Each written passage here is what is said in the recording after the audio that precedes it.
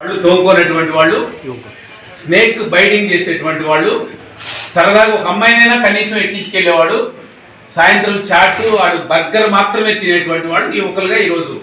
కానీ చెగువేరే ఒక మాట చెప్తారు, ప్రపంచంలో ఎక్కడ అన్యాయం జరిగినా స్పందించేవాడిని యువకుడు అంటారు. ఇప్పుడు మన పెన్షనర్స్ అందరూ యువకులమా ముసలాడమా ఒక మాట మీరే చెప్పాలి. కొట్టుకోవాలి మన అందరం మీరంతా తప్పని కొట్టాలి, చెప్పలేదు కుర్రాళ్ళు అయితే కొట్టాలి.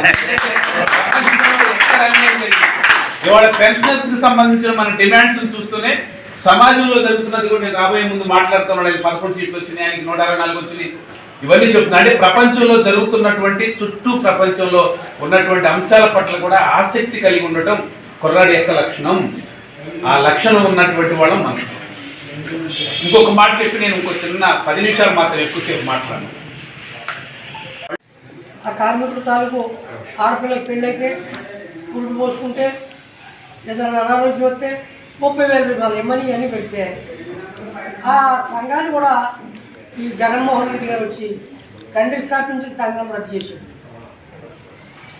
మరి ఈయనకి 40 మంది సలహాదారులు, ముఖ్య సలహాదారులేమో సజ్జల రామకృష్ణారెడ్డి. ఎంతమంది సలహాదారులు ఉంటే 11 సీట్లకి పరిమితం అయ్యాడు. మన యూటీఎఫ్ రాష్ట్ర అధ్యక్షులు అక్క వెంకటేశ్వర గారు వచ్చారు, వారిని వేది మీద.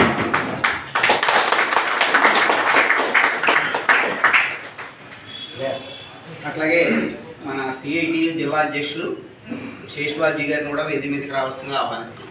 మాట్లాడండి.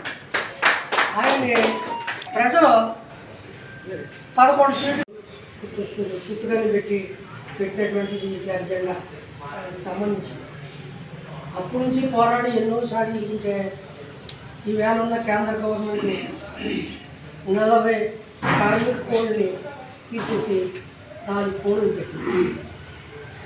అసలు ఆయన ఎప్పుడైనా మన గురించి ఏదైనా త్యాగం చేశారండి?